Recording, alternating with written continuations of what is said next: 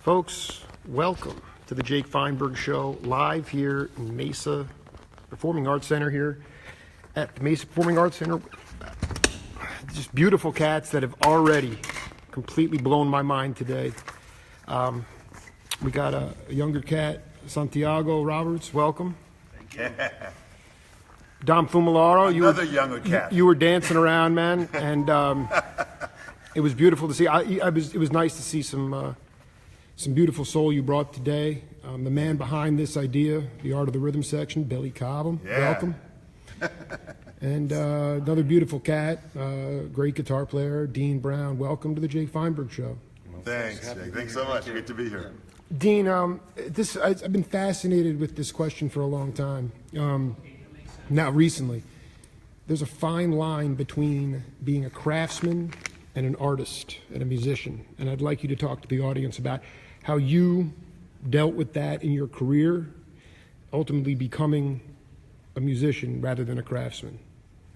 Well, I mean, I think that you have to be a craftsman first before you can be an artist, you know what I mean? Before you can, because you have to be able to function in a lot of different sort of environments.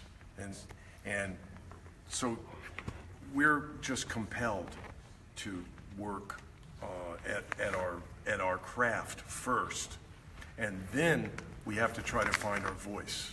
And so I think that's the path that most people take, is they work on figuring out the things that they need to do to be able to play a lot of different kinds of music. Then they figure out that sort of niche where their path is. What was your? Can you talk about your journey in that? Well, because I mean, I'm telling you, there's peeps out there today. They're playing formulaic top 40 music, so they're a craftsman. Right. They're making Tower of Power, Garibaldi. I have nothing against these. I love them. Yeah. Okay, they're all my friends, but they're not playing original music. And I'm just trying to say, I need an example from you about your personal life about that. Okay, all right. I mean, for me, it started. You know, the whole thing started with my mom was a jazz singer, and so music was around the house a lot. But quite frankly, I didn't really like jazz that much. I preferred like the Beach Boys and the Beatles and stuff like that. You know, that's what my age group was, and so I kind of came around. It was weird. It was like I was playing in a band, playing like top 40 stuff and R&B and those types of tunes, like I said, Beach Boys and Beatles and even James Brown and stuff like that. All the stuff that was kind of popular around that time. And then in the course of that thing, I heard somebody I was working with who was older than me was a GI. I'm an Army brat, and so I was always living on Army bases.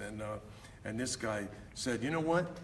You need to listen to John Coltrane, and you need to listen to Wes Montgomery. And so I'm already kind of thinking I'm a rock guy, you know, and that's what I'm going to do. And then I heard this music, and you're talking about Train in the bebop, or the Train when he was in the I'm talking about Train like just after Miles, like around just after Miles, just after, not all the way when he was doing the new thing, you know, like talking about records like the record called Coltrane, where he plays like Soul Eyes and those. And it stretched your ears out. Yeah, and then of course Wes Montgomery. I mean, it was just that record, Smoking at the Half Note, you know, and Jimmy Cobb. It was and Wynton Kelly. You know, it was actually Miles's band, you know, but with Wes playing guitar, and I heard that stuff and I just went, wow, you know. I didn't even know they were playing over forms. I had, you know, it sounded like music from Mars to me, but it was so amazing, you know. And so, even though I never became a real, in my opinion, like jazz guitarist, that music had a huge influence on me. And then, quite frankly, then I heard Mahavishnu Orchestra, and I heard this guy play. And I'm telling you, I made up my mind at that, like the first time I heard him play, which was my last year of high school, and I was like, look, I got to play with this guy somehow.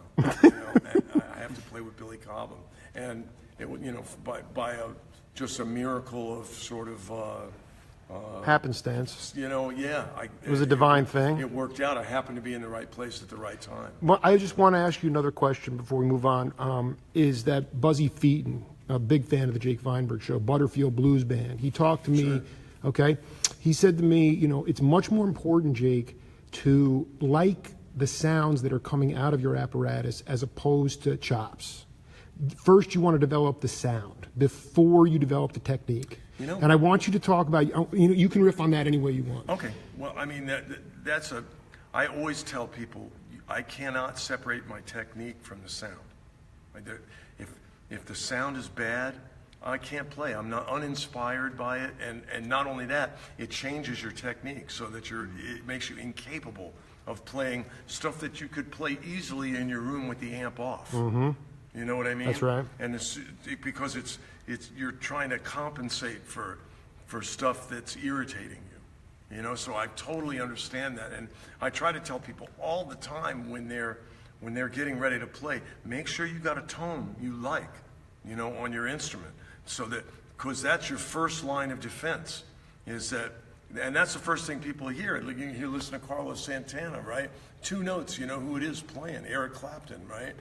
Why? Yeah, and that's a very, we'll be back in a minute. Dom, I wanted to ask you if you could talk about the first time you went to see Cobham play and you saw his trap set, especially how he set up his trap set. And then really the macro question is about taking chances and being fearless with your calling. It was really amazing because when we heard the recordings of Billy playing with Mahavishnu, as a drummer, you heard these incredible patterns being played. And it was hard to figure it out because Billy was playing left-hand lead open-handed, and that freed his right hand to play the toms.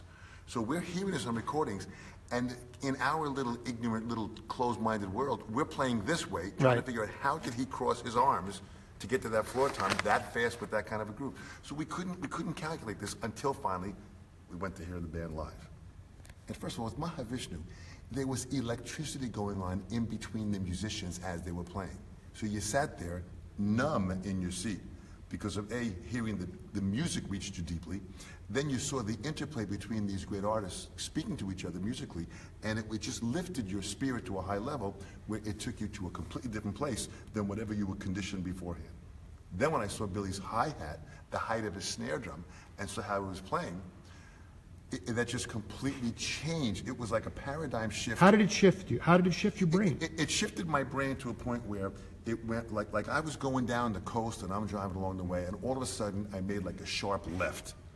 And I went, whoa! And that sharp left took it to a whole different place, because now his technical prowess opened up a whole nother way of thinking that was limiting before. Playing this cross-handed way was a limited reach. And Billy had that vision back in 1959, in the early 60s when he came out. He was already ingrained in that way of playing.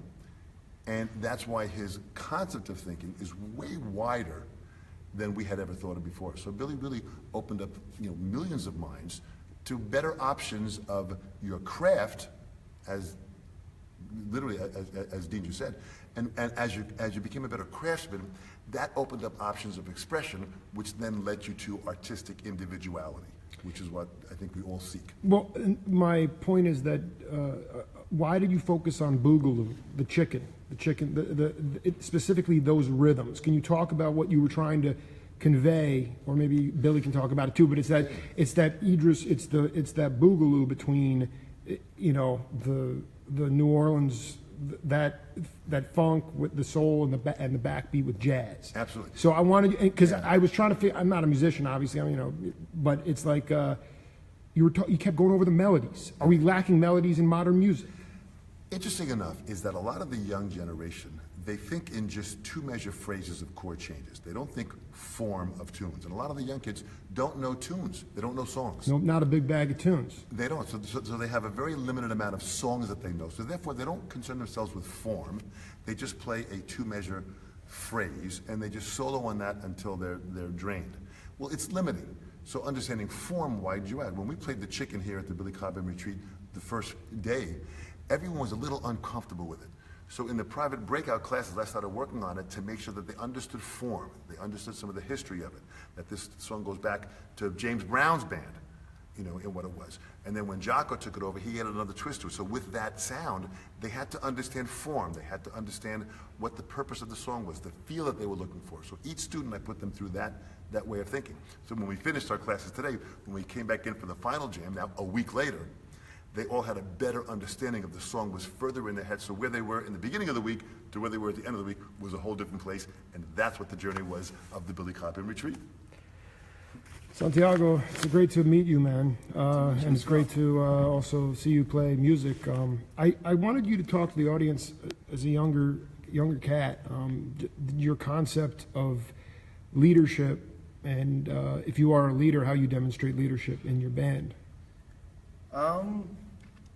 Well, it's just part of the things we learned throughout the course is to be sure of what you're doing. You know, being willing to simplify things.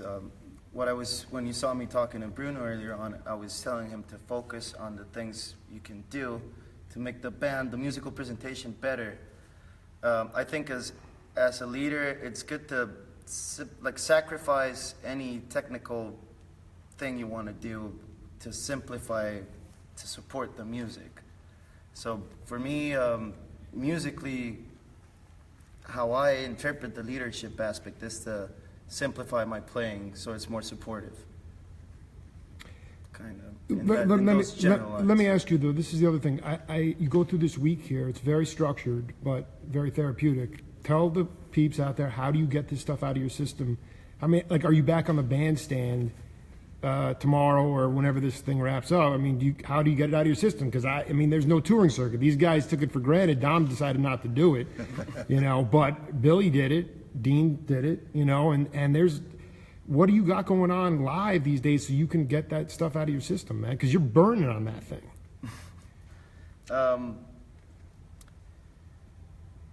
Well, I play with a band.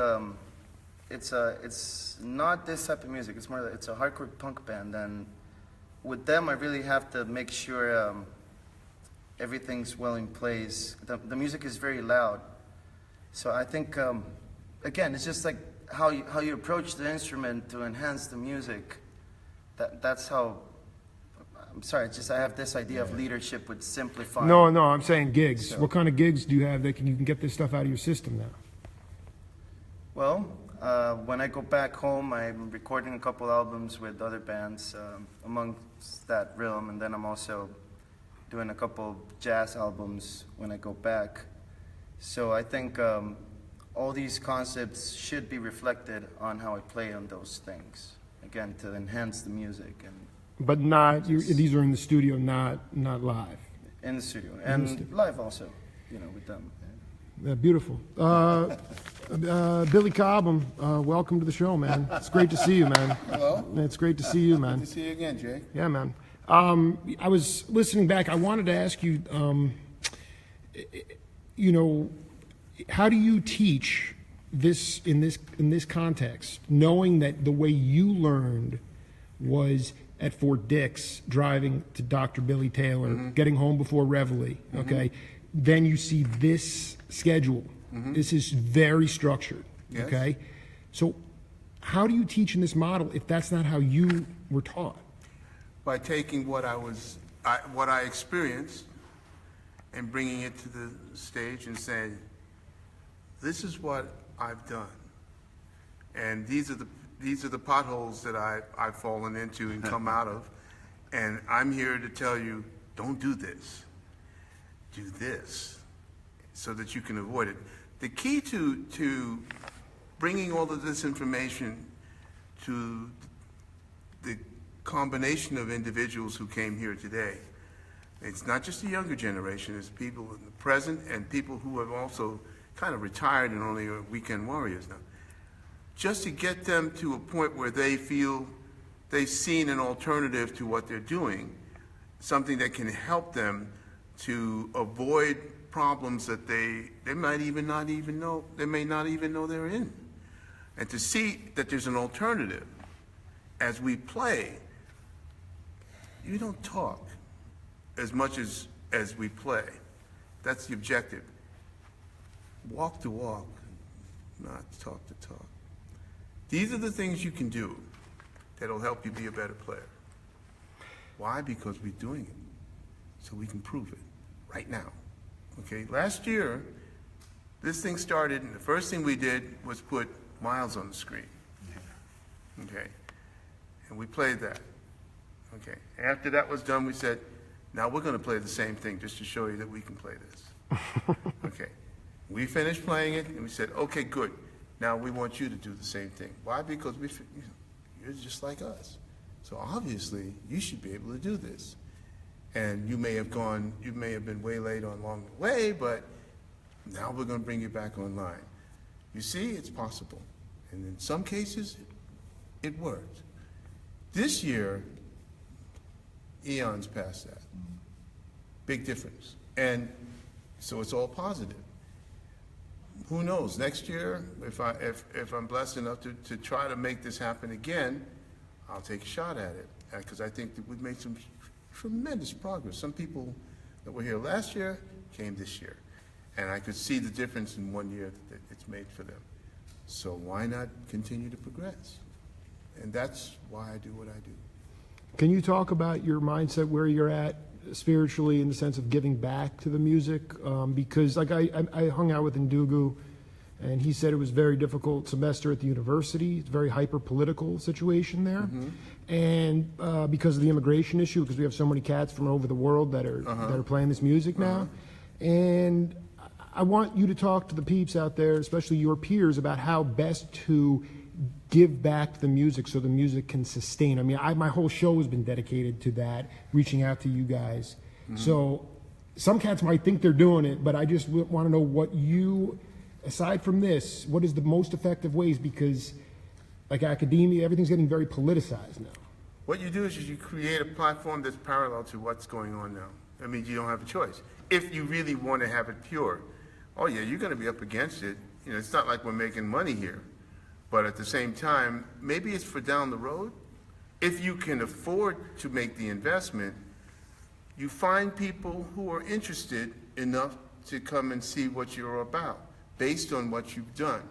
I feel that my reputation is strong enough that I could command the attention of a few people to come and join me to share knowledge. This is a platform. This is a forum. Come join us. You want to learn how to play better? Maybe we can help you. With a few professionals together, we can show you the real aspects of playing. No, we don't have Grammys. No, we don't have this. No, all due respect, it's not about the awards you win. It's how you play. The actual thank you, what is in the phone call that comes the next day that says, say, Dean, are you free for so and so and so? Can you make this? Not, man, you sound good. No. Oh, here's an award. I would be only tickled to death to receive something like that. But I also know that whatever that thing is made of does not get me on the rapid transit bus once I finish getting it. I have to still pay for the parking ticket. I have to pay for the bus to take it home, okay? And find a way to get the next gig the following day. But what gets me over the top to make the next gig the following day is when somebody calls me, contractor in any shape or form, and says, we'd like to take a chance on you to play this one thing that's really very important for us. Okay? That's my thank you. Okay? This whole situation that we've got here, the thank you may come in funding, sponsoring, underwriting, whatever, because the idea is a pretty solid idea. Maybe next year we don't make money either. But okay, it's not about the money. What it is about the richness is that people talk about it more. It doesn't go away because everyone talks about it and say, you know what we went through here? You need to check this stuff out.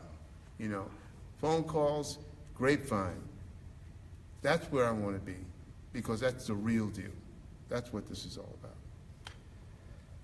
Dean Brown, it was somewhat heavy there. Can you just talk about the idea of the band that you had the longest tenure with, that stayed together the longest? Because that's the other thing, is that, like Billy, I mean, it was Horace, it was John B., it was Benny Maupin, and it was Randy. Brecker, who's definitely watching this right now. And basically, they stayed together for a long time, and then they all branched off, and then they went to other bands like Mahavishnu, and then they eventually became leaders. So how do you get to do you touch on the level of trust on the bandstand with these cats, knowing that they're going back to studio gigs, not necessarily a band? How do you see, what was the longest working band you were in? How did it benefit you to be in a band? Well, I mean, on and off, I've been playing with Bill since 1981, so that's pretty. I'd say that's pretty long. But I mean, back in But like you. I know what you mean. Yeah, I yeah. know Like, what you mean. like you know, I get it. I I did. get it. You I did. get it, but probably consistently, I was with Marcus Miller for about 15 years, consistently. And that band was basically the same guys for that period of time. Well, actually, maybe about 12 years, something like that. And then I guess the second most. Were you starving to death? What I'm trying to get at is the idea of why is it important to be in a. I mean, I just heard this from Julian Priester, did a couple epic interviews with him. There was a point when they had a month gig at the London House, and the waitresses were coming up to the people that were trying to make business deals and saying, shh, shh, meaning it was spiritual. Yeah, yeah. So there are peeps out there that are watching that saying. It's funny. Well, no, now I think I know what you're getting at. Yeah. It's, I would say the first 15, 20 years of me playing professionally, even though I was playing with, some of the greatest musicians on earth, Billy Cobham and Bob James and people like that, but meanwhile, it was like Bill, we'd do a tour or two, a year, and then I got to find other work, and it's hard, and the thing until people.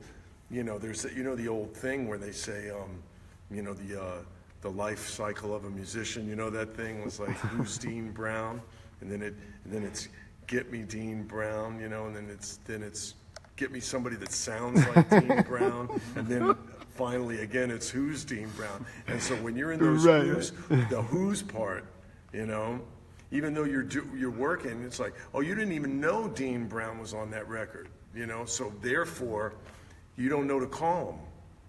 So there I am, and like I told the kids here, I was like, look, it's real simple. You're a successful musician if you have a roof over your head and you can eat pretty much every day. That's successful. That's what Billy's talking about.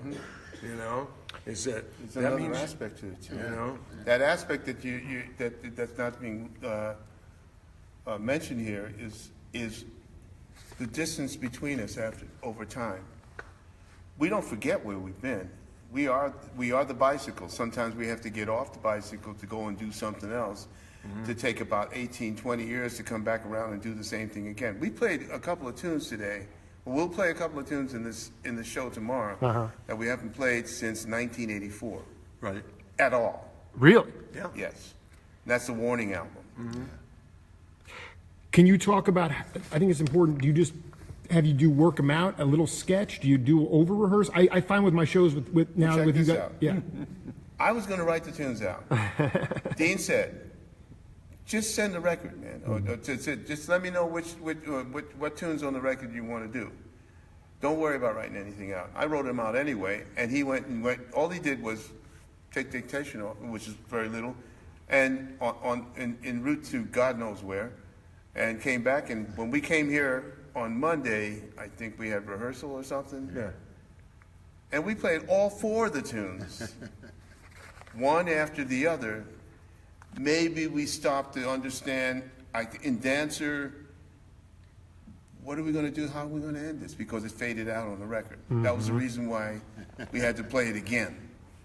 and that's it. Right, but other than that, everybody pretty much played every note, right? Every note correct. So, you know. And that was 37 years ago, thereabouts.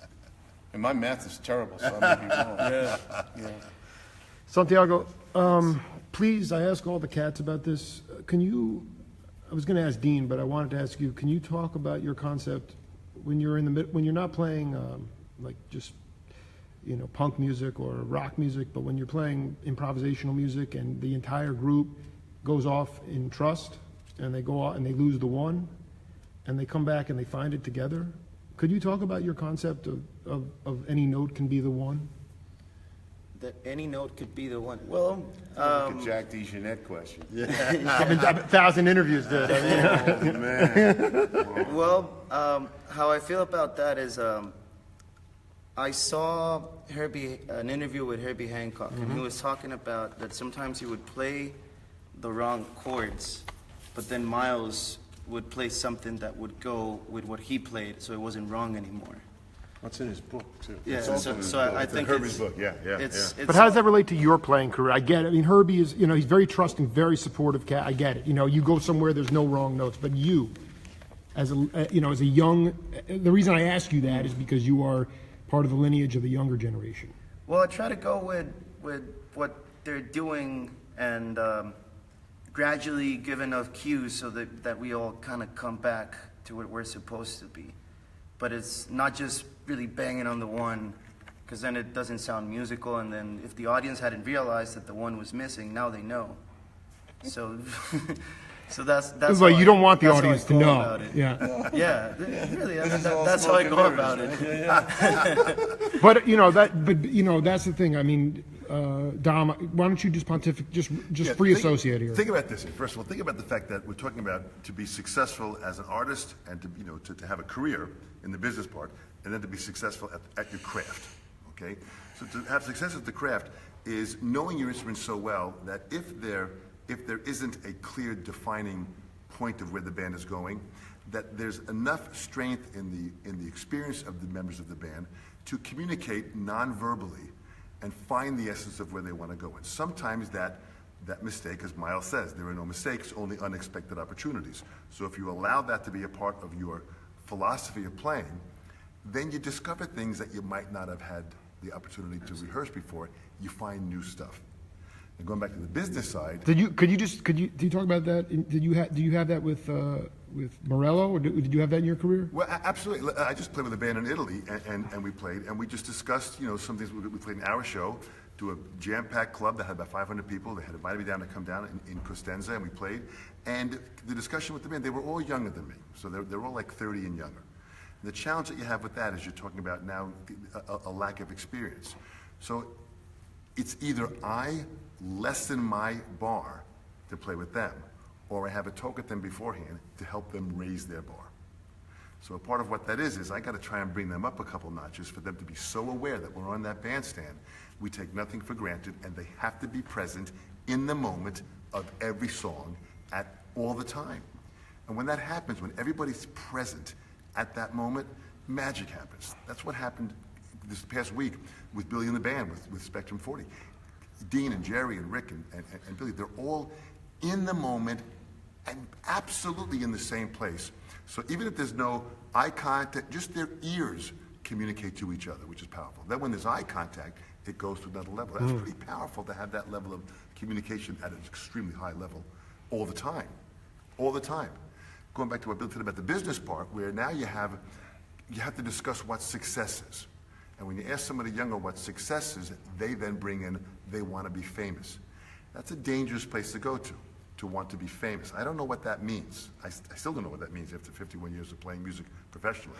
It's a matter to me, if I can survive paying my bills and supporting my family and putting my kids through college and enjoying being a musician and still maintaining playing and teaching and writing books and doing what I love doing, I'm a success. I've made this happen all these years. So it's not about being famous. It's about, can I continue doing this until the day I die? Yeah, just let us keep playing. Let us just keep doing it, man. That's exactly what it is. Just let me keep going, yeah. Billy Cobham, one of the things, the jewels that I found out on this journey is cats like Tootie Heath, Julian Priester. Julian Priester was playing with Muddy Waters. Tootie Heath, before he was playing bebop, was playing in R&B bands. So the question I have is there still the root of the blues in jazz? Sometimes I listen to modern jazz and I hear technical proficiency, a lot of facility. It's very wonkish, and I wind up staring at the wall. The cats, like Tootie and Mtume and those cats, all the cats I've talked to, the blues, talk about how, if you feel the blues has strayed away from jazz, and how to always keep the blues in the music, man. I really honestly can't talk about it. I mean, not in earnest. I'm outside of that bubble, okay? I'm a musician who immigrated with my folks from Panama, okay? We didn't listen to the blues or rock and roll in my house. As strong an element as it is, I can only say fundamentally that I agree that it will never go away. It is at the foundation of everything that happens in all Western music, really. But hey,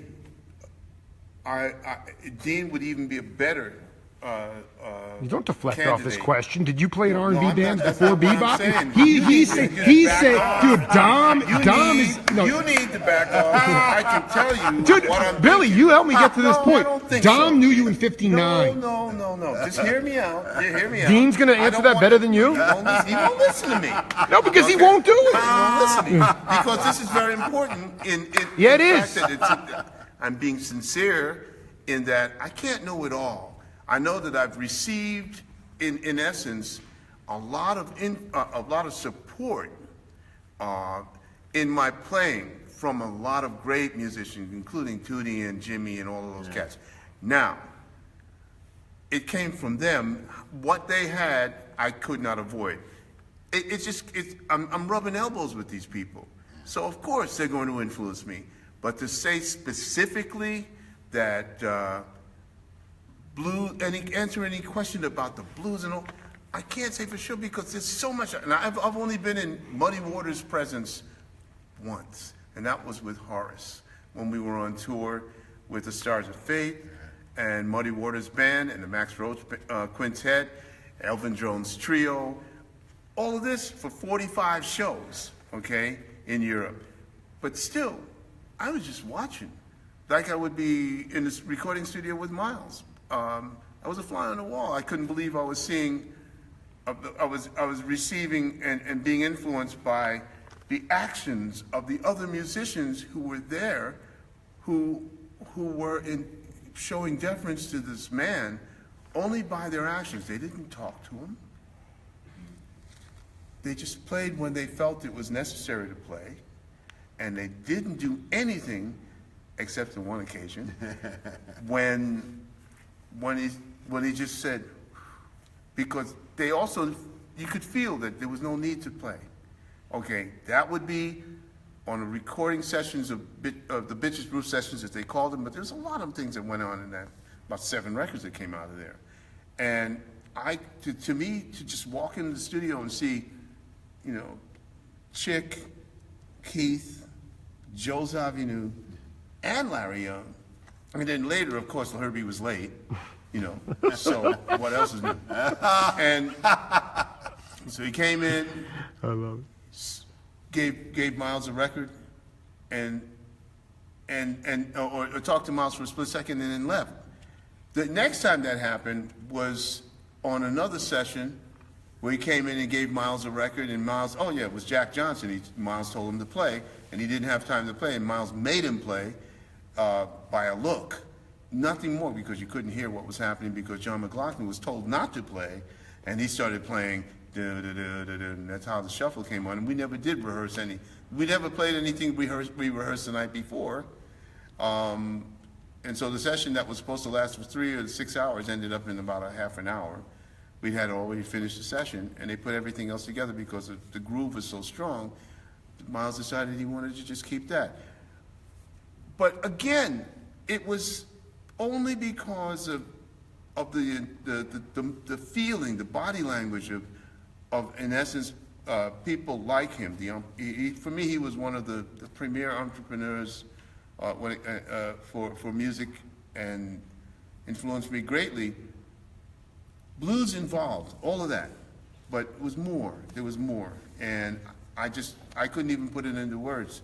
More than that. That's why I feel like I'm not really qualified to go back and say, yes, we were in Kansas City, we were so and so, and give you something, because I wasn't there.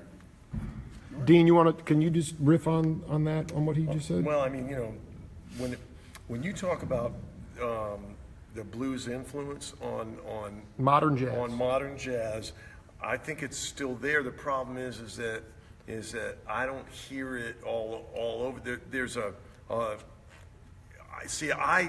For me, music that I can feel the history in it, where I can feel the blues. Like I like Robert Glasper, because I can hear the blues. His music is sometimes it's I don't know, it might be for some people maybe a little bit sort of esoteric or whatever, but I still hear some blues, and I love Christian Scott, who is a trumpet player, and I hear the blues, and of course Roy Hargrove, I mean, of course he's not as young as Christian Scott or as Robert Glasper, but still, those are modern guys, right? And I hear it. But then there's other people that I hear, and it's interesting, but the blues, I don't hear the blues in it. You know what I mean? And so So how could you identify a lineage point where it was? Because I feel the same way, where there was a break in the lineage, and that's all I'm saying is that it's imperative for your generation to at least understand the groove. I mean, most of the original blues cats were singing about their lives, so everybody became emboldened to have their own individuality. Okay, and I really believe that, like, I don't know, maybe on the bandstand, if you had any chance to play with some of the authentic bluesmen, because I guess that's the overarching thing. You did. Sure, I played with Louisiana Red, and I played with a bunch of guys. When I first moved down to New York, when I got out of school, matter of fact, see, now this is how powerful it was for me, is that when I was up in Boston, everything I played was with a slide rule. We played, and everything was in an odd time signature, and everything, we were all everything was polychords and odd time, and you'd get a headache just thinking about the next song, you know what I mean? And it was wonkish. But no, but I mean, it was we were all experimenting, Sure. trying to find, new ways to go, and we were influenced by people that were playing jazz rock fusion, you know what I mean? Of course. But I felt like I wasn't expressing myself. I felt like I was lost, So I moved back to New York and joined a blues band. And that blues band backed up all these different guys, man. Like I said, Louisiana Red and Pine Top Perkins and all these fabulous guys, Mike Bloomfield, and it was amazing. How did it help you find your home? Because you were that's the lost. thing. I want you to That's the talk thing. about coming Now, home. I've got all this other information, and now all of a sudden I can put this thing on it that I had lost, that I brought back into it. It was about rhythm. It was about laying back. You know what I mean? Eddie Kirkland. You know what I mean? And being, just making sure that what I played was soulful. You know what I mean? And so now, no matter what kind of music I play, I might not sound like I'm playing the blues, but the phrasing of it is influenced by that sort of being able to tap into that type of emotional place. And I think that's the for me, that's when I hear somebody play, that's what I like. When it's like when you hear great jazz singers. The greatest ones for me are the ones that just sort of sound a little bit bluesy. Even Nat Cole. I mean, it sounds bluesy. The last blues artist that I've listened to. I can't see your mouth. Keb Mo. Yeah.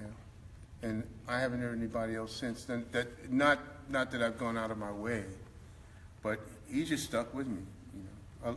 I felt very comfortable with him. Yeah, there's some guys out, you know, now that are that are really great, you know, that have, it's interesting, I think because of people like Kev, they reintroduce people to the beauty of the blues.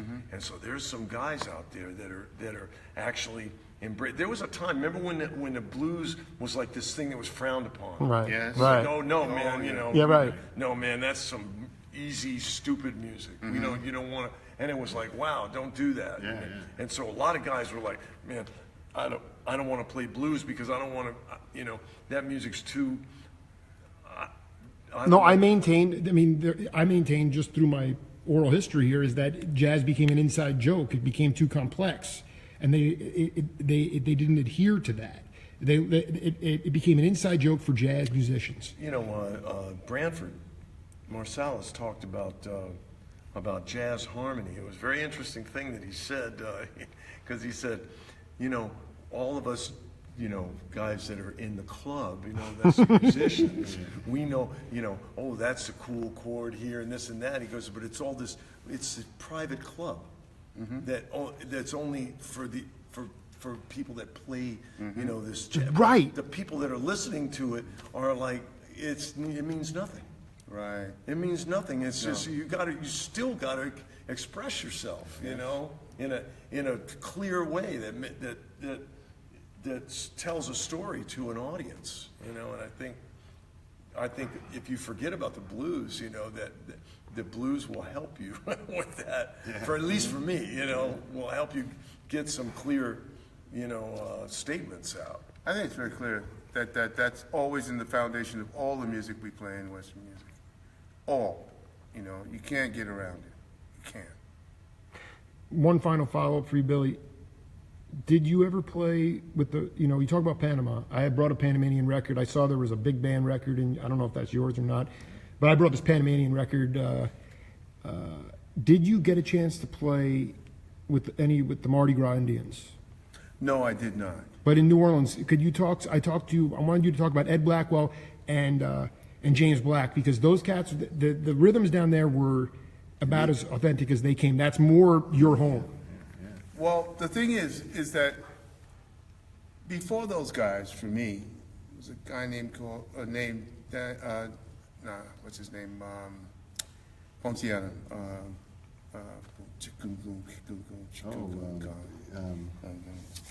I'm having a senior moment right now. Ponciano. It's Ahmad Jamal and the drummer in that band when it was a hit. Oh, wait, Vernell Fournier. Vernell Fournier. There you are. All right, David Rubinson, there you who's are. also definitely watching this right now. Love Vernell Fournier. Fantastic. You know that cat? You know that You know drummer? Vernell Fournier? I do not. Okay. Badass. Came up to Chicago from New Can you Orleans. imagine? I mean, I'm talking school, going to school, 1958 or so.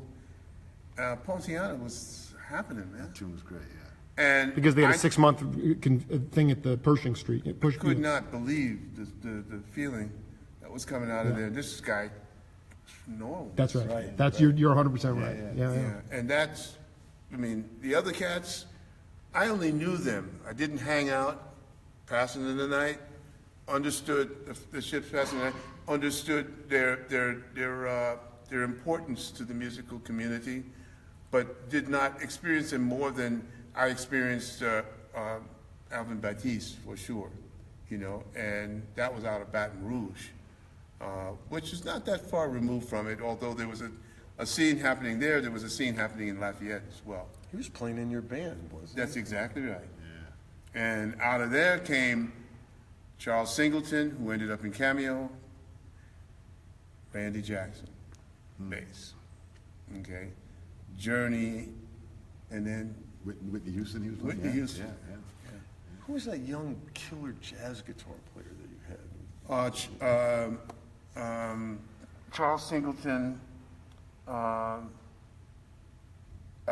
His face is in front of me. I can't, because he became a male nurse in Nevada and got his gold watch doing that. What an unbelievable Yeah. guitar. And he was from Lafayette, Louisiana.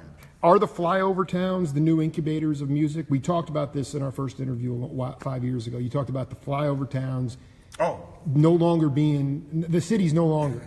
You know, Jim and Andy's is gone. I put up the thing last night, the last jazz club was Hickory House. Oh, man. So all I'm saying is how do you feel after 5 years? What does your data suggest to you on that? well, that it's still, this is a flyover town, you know? Oh, absolutely. Well, Tucson is really. Yeah. Phoenix is more Route Even more- 66. But still, Don't put us down. I'm not Don't putting it rag down. on us, dude. And guess, That's a compliment. It's a compliment that I came to here to try to develop what we've developed, and not try to, but to develop what we've developed. Okay, this is proof that we need to get to more cities like the Phoenix region, to get to Salt Lake City, to get to Wyoming. How about the Southeast, man? You know, just to get. Yeah. Well, see, I feel like they're kind of musical fiefdoms. I don't get to Asheville, North Carolina, unless I'm with a band like Bobby and the Midnights or Jazz is Dead or something like that. I don't get to the Exit Inn even in Nashville because I just don't know the right people. You know, and I noticed that. I mean, it's all about management and who manages you, and I manage myself. Right. So therefore, I lose on that particular level, but I gain so much more because I don't. Because there's an aspect of corporate management that just is anathema to me. No, Dom, let me follow up on that because here's the thing. Being a motivational speaker, as you are, I spoke to Tony Brownnagel on the phone, and he said, "Father Dominic, I have to have confession." He hasn't seen you in a while, but And he needs confession. Big time. but we're gonna he'll get it out on my program this weekend. But he sends his love. But give a preach to the Ashevilles and the Nashvilles as to why not have a larger palette of music? Why be excluded? Why can't you know? You know, we have to go and widen it to all of the U.S. Listen, we started this whole jazz, blues, formulation of music. And when you want to hear great jazz, unfortunately now, you got to go to Europe. So we need to understand that in this culture that we have, our greatest export of America is jazz. That's right. Our greatest export. That's right. And we don't understand that to manufacture, we don't even have a culture of musical, support in our government. They don't even, we need to have a focus on the fact that music education and great jazz that we started here needs to be formulated at a young age. And you got to understand that lineage. We talked about Vernel Fournier. Vernel Fournier, I had met him in 1976 playing with him on Jamal, and I had a chance to hang out with him. You did? And he played Poinciana, and he played on the bell of the cymbal, boom, boom, doom, bat, do, do, doom, bat, and he was playing the end of the bell of the cymbal while he moved his right hand around, playing this groove. And it was just so unique to hear a jazz guy playing that way. Well, when I began to learn that, eventually when disco came in, that was the beginning of a disco beat, that end beat, that it was easier to play because all of a sudden now, what Vernel did and opened up that whole doorway went into a whole nother genre of music. Wow. So yeah, you gotta understand lineage, and you have to be respectful to lineage. If we're gonna understand lineage of individual musicians, we have to understand lineage of music. And that really has to be a core of everywhere in the boundaries of America for us to have a better handle of what we created and how we can maintain ownership of what we created to then export that. What's the solution if we're all interconnected now? Billy was talking about Baton Rouge and New Orleans had two different regional sounds.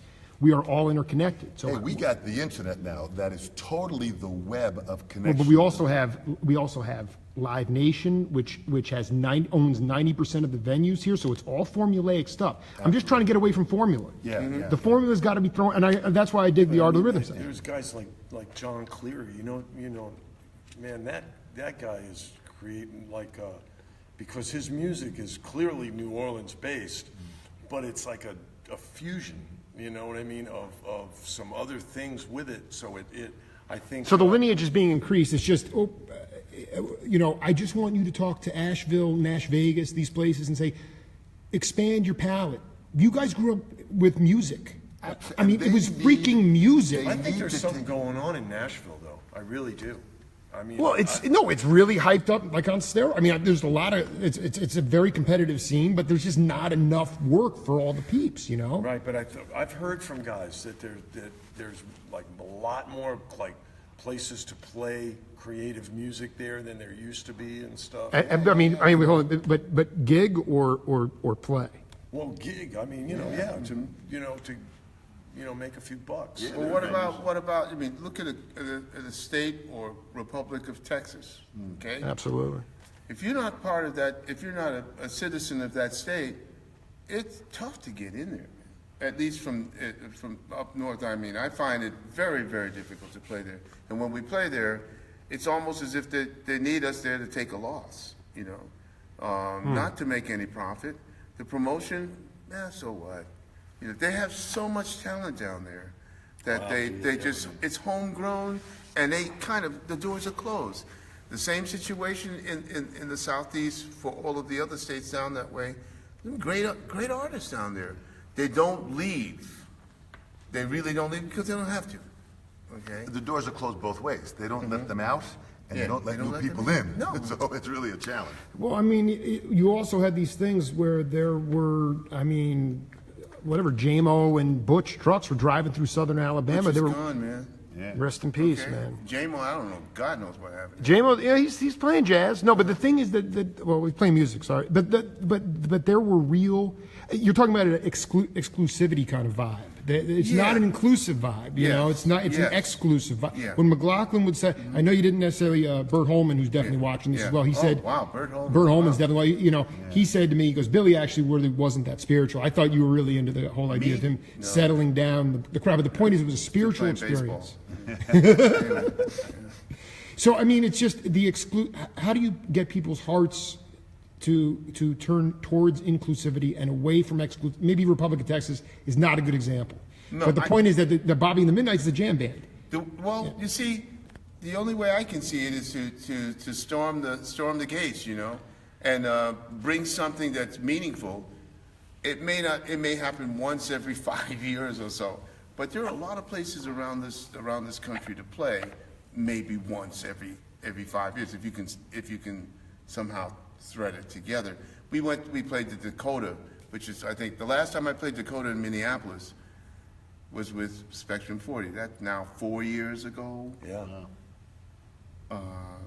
Not to be, oh yeah, and where do you have, we have a relative connection. The guy that owns the Dakota has some kind of a musical instrument museum down this way.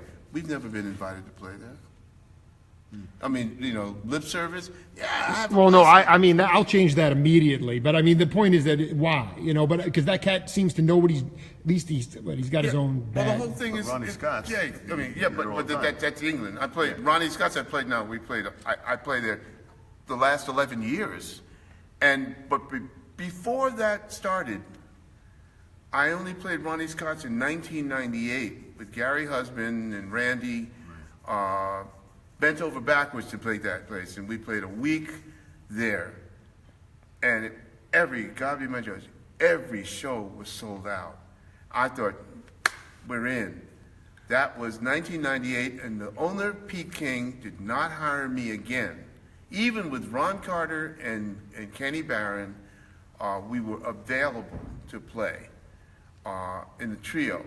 On tour. No, it wasn't that. It was James Williams and Donald Harrison and Ron and myself. He wouldn't even have us come then, based on the cancellation of the Mingus big band. Right. We would play. We wanted to. It was the last date. We were going home anyway, and I said, "Well, we have the time free. We could play a few days, play the week there. We're on our way home from Europe." They closed the club instead. So it's about who you know. And until that point in time, and when Kevin Spacey came on and said, "Hey man, you want to play here?" Kevin Spacey, running the club, was the musical director of that club, which was owned by the family that he was being paid to take care of it, as well as the young Vic and old Vic. Otherwise, I wouldn't be playing Ronnie's. And since then, we've done it at least once a year. No problem. No problem at all. And everyone's happy. And, it's just the way it is now.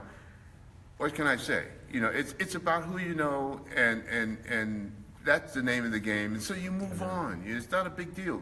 You don't waste a whole lot of time based on the fact that you don't get to play this or that. It's okay, you know, because it's not going to change. What you do is you try to make it happen another way you can. And that's enough for me. I'm okay. I'm good with that. Santiago, final question for you, brother.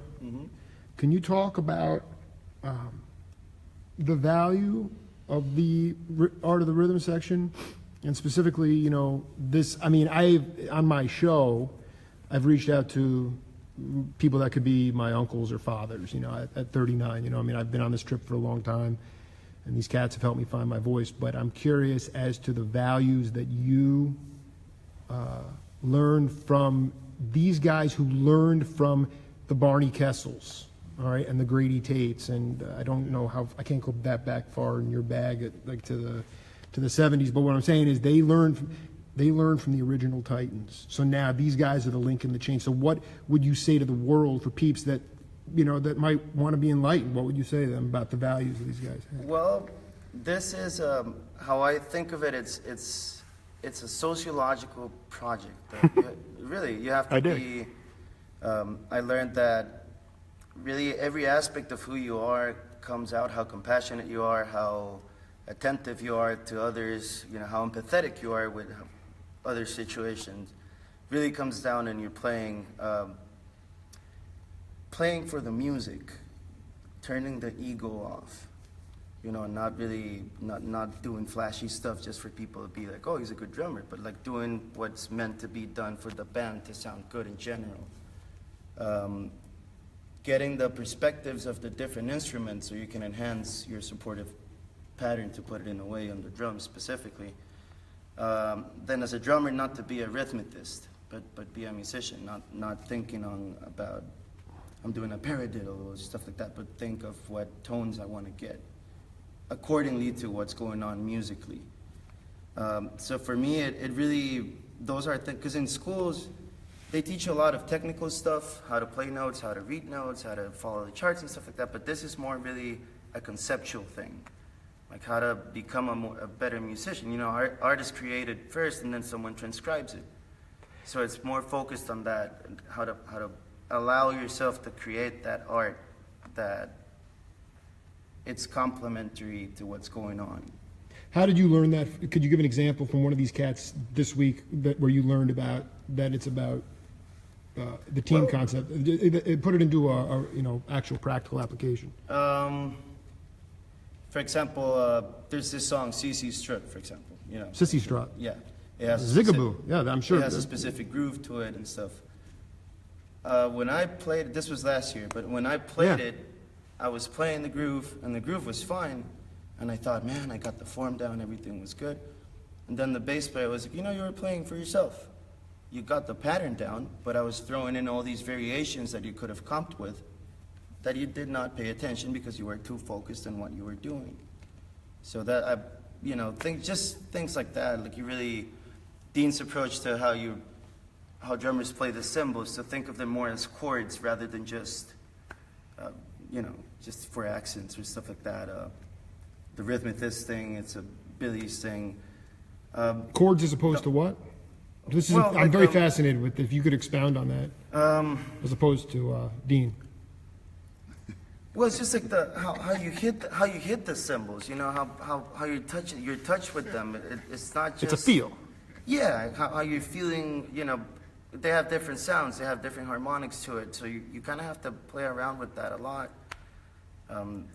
You don't necessarily have to hit the ride too hard all the time. You know, it might be soft, but just like ways of thinking of the colors rather than patterns. Can you talk about your evolution as it relates to one of the places in the Billy Cobham Bible that says it's not about playing hard, but it's about playing with confidence. Mm-hmm. So you got to play that feel with confidence. Can you talk about your evolution with feel? Because you play hard. Yeah. Well, I think, was it you mentioned before that technique cannot be separated from the feel? I think the feel could still always be there, and the intensity could still always be there with the volume down. And then it makes you a more dynamic player, and then you could, if you have that controlled enough, then you can really listen to where the music, if it's coming down, if it's going up, stuff like that. You know, I think it's hard because I kind of get too abstract with it in my head. Well, you're doing fine. It's kind of hard to define it. No, Santiago, But you don't need to verbalize it. Dom, final word from you, all right? Because I mean, Brown Eagle's looking for DTI, Driver Training Institute. what is? Break that down. This was when you wanted to drive big trucks, you went to DTI. And what they did in the first class of Good. DTI, Stay right they there. took you and they put you in the truck, behind the wheel, started the truck, put it in first, and you took off. Yeah, And without you- any oil in the brake. They put you in the machine and you would drive in first lesson.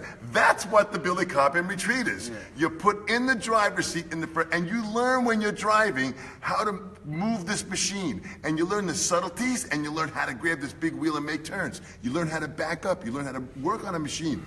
Billy puts you in the freaking driver's seat at lesson number 1. DTI, you're right there, you're moving along. When you make an error and you crash, you die! He's dying. But the good thing about this here is you really don't die. You just get a little bit of embarrassment, and then you kind of wipe it off your face, and if you keep going, you find the next one, you fix it up. So this really is about putting you in the seat, driving along, and because of how great Dean and Jerry and Rick are with Billy, they make you feel so good that when you make a mistake, it's all right. You keep on going, you keep driving. We're not dead yet. We're still driving. So you keep on going, and guys like Santiago, they get in there, they shift the machine, they're in the 4th, 5th, 6th gear, they're moving along, and by the end of the week, they're driving this machine by themselves with confidence, with subtlety, with compassion, and with the knowledge that where they started to where they are right now, they succeeded. Okay. Huge!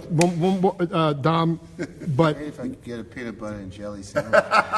no, but here's the other thing. There's no Morello practice in here in terms of pad. Morello would not let you get on the trap set. I have video footage of all these cats on the trap set. Absolutely. But you know, a lot of these kids have put the lessons in with their private teachers on their fundamentals. So when they come You here play now- you play on the practice pad Yeah, man. more because I mean Dom was not allowed on the trap set. He works his tail up on the practice pad. Yeah. And when he finally gets there for this week, now it's about proving what you've practiced. You have to earn. DTI, baby. DTI. I love it, drive Billy. and That's the train. new acronym, That's baby. what we're doing here, man. We can drive the big trucks right now. Woo! Dean Brown, final comment on the rhythm retreat and what was inspiring to you this week? You know, the thing about this for me is that I just feel very, very passionate about making sure that musicians that the people that come here are better musicians when they leave than when they got here. How do you That's gauge? all. How do you know that? I can't know it, but I can feel it because, you know, certain can feel things, it. you know, because we go through a few days of working with the same people and they start to get it and you can tell, you can see their faces light up when things start to happen where they go, oh wow, so that works, this doesn't work, you know, and it's for us to try to be nurturing but also stern about the realities. of How what were you stern with Santiago this week? Well, we didn't really interact because he has his own. He was working with. Yeah, we had a whole with Dom different and class, so yeah. But can you talk about the tough love component? Because I mean, you know that's a huge part of it. Yeah, you know? I mean the thing is that we're trying to prepare people. The idea behind this initially was we were thinking that semi-professional and professional musicians would be coming, and were a few, right? yeah, that came here. They were all good cats, man. It was a great crew. Yeah. They're a great crew, but I'm saying our idea was to try to get people to come here and hone their skills as understanding how to play better with a rhythm section, not how to play drums or how to play Exactly. how to play Play as a team. guitar Play as a or team. anything like that, but to play as a unit. So that's our charge, and that I think I think we're really making strides in that area. You know, we're learning as well, by the way. There's nothing you know? like this, yeah. Yeah. Billy Cobham, Dom Famularo, Dean Brown, Santiago Roberts, thank you for making my day, and much love to all of you. Woo, thank you so much.